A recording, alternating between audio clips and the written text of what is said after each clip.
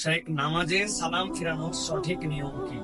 দুই দিকেই সালাম ফিরাতে হবে নাকি একদিকে সালাম ফিরানো দ্বারা নামাজ শেষ হয়ে যাবে?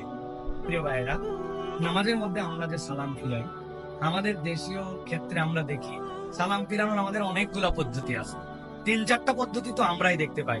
একটা সালাম আছে আমাদের, মনে করেন যে আসসালামু আলাইকুম রাহমাতুল্লাহ, এক ধরনের পদ্ধতি আছে। তারপর আরেকটা পদ্ধতি আছে, মনে করেন আসসালামু আলাইকুম, এরকম পদ্ধতি আছে। অনেক ধরনের পদ্ধতি আমরা দেখতে পাই। এখন এখানে শরীয়ত আমাদেরকে কি বলতেছে যে সালাম ফেরানোর মাসালাটা কি বলে? প্রথমে বলি যে রাসূলুল্লাহ সাল্লাল্লাহু আলাইহি ওয়াসাল্লাম থেকে মুসান্নাফে আব্দুর রাজ্জাক এবং অন্যান্য জায়গায় যে হাদিস এসেছে, সেই হাদিসের আলোকে সাহাবাই কেরাম দ্বারা প্রমাণিত যে নবী করিম সাল্লাল্লাহু আলাইহি ওয়াসাল্লাম দুই দিকেই সালাম ফিরাতেন। দুই দিকেই সালাম ফিরাতেন। তবে ইন্টারেস্টিং পয়েন্ট হচ্ছে, একদিকে সালাম ফিরানোর দ্বারা নামাজ শেষ হয়ে যায়, এবং এই নামাজ শেষ হওয়ার পরে পরের সালাম যেটা ফিরানো, ওইটাতে ইমামের পিছনে সালাম ফেরালে এটা আর জরুরি নয়। কিন্তু সালাম ফিরানোর পদ্ধতিটা মুহাদ্দিসিনে কেরাম ব্যাখ্যা করেছেন।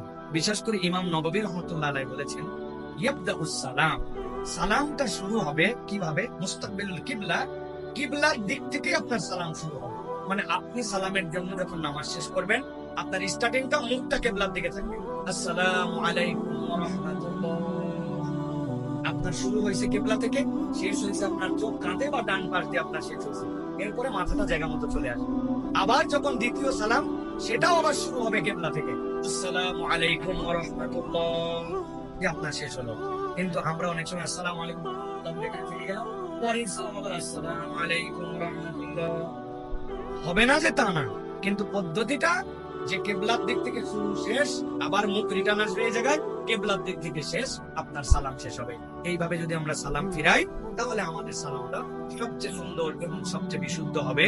এইভাবে আমাদের জন্য সালাম ফিরাতে হবে। সাথে সাথে মনে রাখতে হবে, নামাজের বিশ্লেষণ যদি দেখেন, পুরা নামাজে আমাদের সর্ব অঙ্গই কেবলার দিকে থাকে। হাত, কান, চোখ, কান, ইভেন পায়ের পাতা। আপনি যখন সিজদায় যান, আপনি এরকম করে ভাঁজ করে দেন না নখের মাথা, ওই নখটা উল্টা দিকে হয়ে কেবলামুখী থাকে। অতএব আমাদের কেবলার দিকে রাখতে হবে। আর সদর হচ্ছে কেবলার জন্য শর্ত। আপনি যদি নামাজের মধ্যে মুখ এরকম ঘুরায় ফেলেন, এরকম ঘুরায় ফেলেন, আপনার নামাজ ভঙ্গ হবে না। কিন্তু আপনি যদি হাত পা আপনার কেবলার দিক থেকে 60 ডিগ্রির বেশি যদি আপনার মুখ ঘুরে যায়, আপনার নামাজ ফাসেদ হয়ে যাবে। অতএব কেবলাকে টার্গেট করে আমাদের এই সালাম ফিরানো এবং এই সালাম শেষ করা, এভাবে আমাদের সালাম ফিরানোর জন্য চেষ্টা করতে হবে। আল্লাহ তৌফিক দান করুন।